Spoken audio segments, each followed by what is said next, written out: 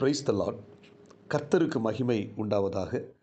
இந்த நல்ல காலை வேளையில் கர்த்தருடைய வார்த்தை மூலமாய் உங்கள் யாவரையும் சந்திப்பதிலே நான் மிகுந்த மகிழ்ச்சி அடைகிறேன். சங்கீதமின் புத்தகம் 69ஆம் சங்கீதம் 31ஆம் வசனம், கொம்பும் விரி குழம்பும் உள்ள இருதயை பார்க்கிலும் இதுவே கர்த்தருக்கு பிரியம். இந்த குறிப்பிட்ட வேத பகுதியில் சங்கீதக்காரன் கர்த்தருக்கு பிரியமானதை குறித்து எழுதுகிறார். கொம்பும் விரி குழம்பும் உள்ள எருதை பார்க்கிலும் இதுவே கர்த்தருக்கு பிரியமான ஒரு காரியம் என்று சொல்லி இங்கு எழுதப்பட்டிருக்கிறது. அப்போ கர்த்தருக்கு பிரியமான ஒரு காரியம் என்ன? ஒரு பலியை விட, ஒரு பலி பொருளை விட தேவன் எதிர்பார்க்கிற ஒரு காரியம். சங்கீதக்காரன் சொல்லும்போது, நொறுங்குண்டதும் நறுங்குண்டமான இருதயமே தேவன் எதிர்பார்க்கிற விரும்புகிற ஒரு காரியம் என்று எழுதுகிறார்.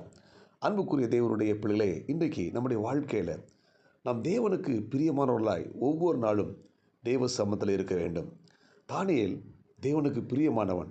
அவன் வேண்டும் பொழுதே கட்டளை பிறப்பிக்கப்பட்டது என்று எழுதப்பட்டிருக்கிறது. நாம் ஒவ்வொருவரும் தேவனுக்கு பிரியமான மனிதர்களாக வாழ்வது மிகவும் அவசியம். நாம் தினமும் ஒவ்வொரு நாளும் தேவனுக்கு பிரியமான மனுஷனாக இருப்போமானால் நம்முடைய விண்ணப்பங்களையும் நம்முடைய ஜெபங்களையும் கர்த்தர் கேட்டு நமக்கு அற்புதமாக ஆச்சரியமாக பதில் கொடுக்கிறார்.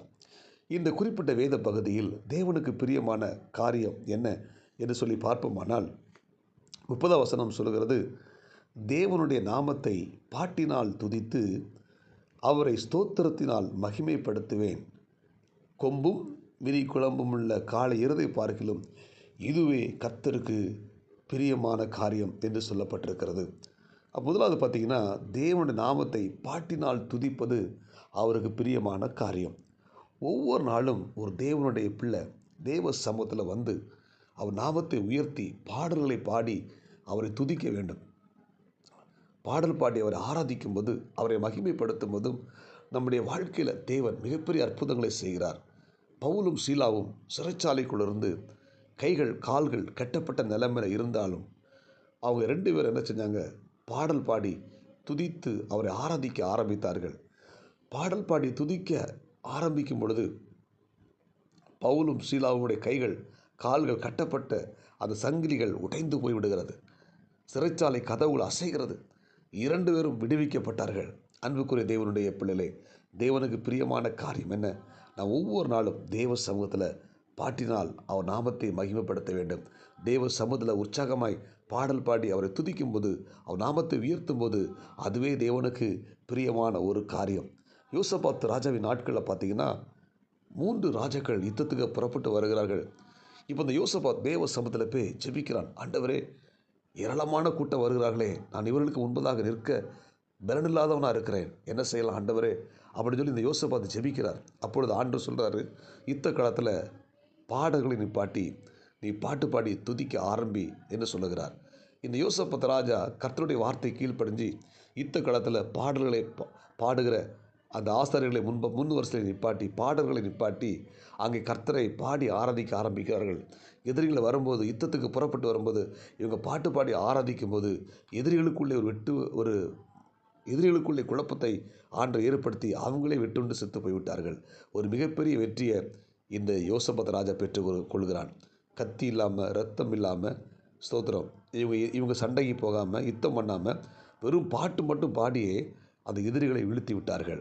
அன்புக்குரிய தேவனுடைய பிள்ளைகளே, நம்முடைய எதிரி சத்துரு. நம்ம ஒவ்வொரு நாளும் நம்முடைய வீட்டிலிருந்து பாடல் பாடி கர்த்தர் நாமத்தை மகிமைப்படுத்தும் போது நமக்கு எதிராக வருகிற எல்லா சத்துருடைய வல்லமைகளை கர்த்தர் நிர்மூலமாக்கி போட அவர் போதுமானவராக இருக்கிறார். ஆமென். அடுத்தது பார்த்திங்கன்னா, கர்த்தருக்கு பிரியமான காரியம் என்னென்னா, அவரை ஸ்தோத்திரத்தினால் மகிமைப்படுத்த வேண்டும். அவர் நாமத்தை என்ன செய்யணும்? ஸ்தோத்திரம் பண்ணிகிட்டே இருக்கணும். அவர் நாமத்தை ஸ்தோத்திரம் பண்ண தேவன் நம்மை ஆஸ்வதிக்கிறார். அதுவே அவருக்கு பிரியமான ஒரு காரியம். ஒவ்வொரு நாளும் கர்த்தருடைய நாமத்தை நாம் ஸ்தோத்திரித்து கொண்டே இருக்கணும். ஸ்தோத்திர பலி இடுகிறவன் கர்த்தரை மகிமைப்படுத்துகிறான் என்று எழுதப்பட்டிருக்கிறது. எனவே நாம் ஒவ்வொரு நாளும் கர்த்தரை ஸ்தோத்திரம் பண்ண வேண்டும். யோபுடைய வாழ்க்கையில் பாருங்கள், யோபு எல்லாவற்றையும் இழந்து போன நேரத்தில் அவர் என்ன சொல்லுகிறார்? கர்த்தர் கொடுத்தார், கர்த்தர் எடுத்தார், அவர் நாமத்துக்கே ஸ்தோத்திரம் பண்ணுவதாக என்று சொல்கிறார். கர்த்தர் கொடுத்ததுக்காக ஸ்தோத்திரம் பண்ணுகிறார் யோபு. அதுபோல் அது இழந்து போன பிற்பாடும், அது இழந்து போன காரியங்களுக்காகவும் கர்த்தருக்கு ஸ்தோத்திரம் பண்ணுகிறார். நம்ம சில நேரங்களில் பார்த்திங்கன்னா கர்த்தர் கொடுத்ததுக்காக நம்ம ஸ்தோத்திரம் பண்ணி விடுகிறோம். ஆனால் சில துன்பங்களும் சில நெருக்கங்களும் நம்முடைய வாழ்க்கையில் வரும்போது நம்ம ஸ்தோத்திரம் பண்ணுகிறோமா? ஆமென். எல்லா சூழ்நிலையிலும் கர்த்தருக்கு நம்ம ஸ்தோத்திரம் பண்ண வேண்டும். கர்த்தர் கொடுக்கும்போதும் ஸ்தோத்திரம் பண்ண வேண்டும். சில கஷ்டங்கள் நம்முடைய வாழ்க்கையில் வரும்போதும் கர்த்தருக்கு ஸ்தோத்திரம் பண்ண வேண்டும். இதுவே கர்த்தருக்கு பிரியமான காரியம். அப்போ இந்த காலை நேரத்தில் கர்த்தருக்கு பிரியமான காரியம் என்ன? முதலாவது அவரை பாடலால் பாடி அவர் நாமத்தை மகிமைப்படுத்த வேண்டும். ரெண்டாவது அவர் நாமத்தை ஸ்தோத்திரம் பண்ணி உயர்த்த வேண்டும். அதுவே கர்த்தருக்கு பிரியமான காரியம். இதை நாம் ஒவ்வொரு நாளும் செய்வோமானால் நம்முடைய வாழ்க்கையில் மிகப்பெரிய ஆசீர்வாதத்தையும் மேன்மையும் கர்த்தர் கொடுப்பாராக. ஜெபிப்போமா? பரலோக தேவனே, இந்த இறைவார்த்தை கேட்ட ஒவ்வொரு தேவனுடைய பிள்ளைகளுக்காக நான் ஜெபிக்கிறேன். ஆண்டவர், இந்த இறைவார்த்தை கேட்ட ஒவ்வொரு தேவனுடைய பிள்ளைகளும் கர்த்தர் பாதுகாத்து கொள்ளுங்க. இந்த நாளுக்குரிய கிருபை கொடுத்து வழிநடத்துங்க. ஆண்டவரே, இந்த நாள் முழுதும் உங்களுடைய பிள்ளைகள் கர்த்தருக்கு பிரியமான காரியங்களை செய்ய உதவி செய்கிறாங்க. இந்த இறைவார்த்தை கேட்ட எல்லா தேவனுடைய பிள்ளைகளும் கர்த்தர் ஆஸ்வதிங்க, பலப்படுத்துங்க. இயேசு கிறிஸ்துவின் நாமத்தில் ஜெபிக்கிறோம் நல்ல பிதாவே, ஆமேன். God bless you. உங்கள் யாவரையும் கர்த்தர் ஆஸ்வதிப்பாராக. இந்த நாள் உங்களுக்கு இனிமையாய் அமையட்டும். ஆமேன்.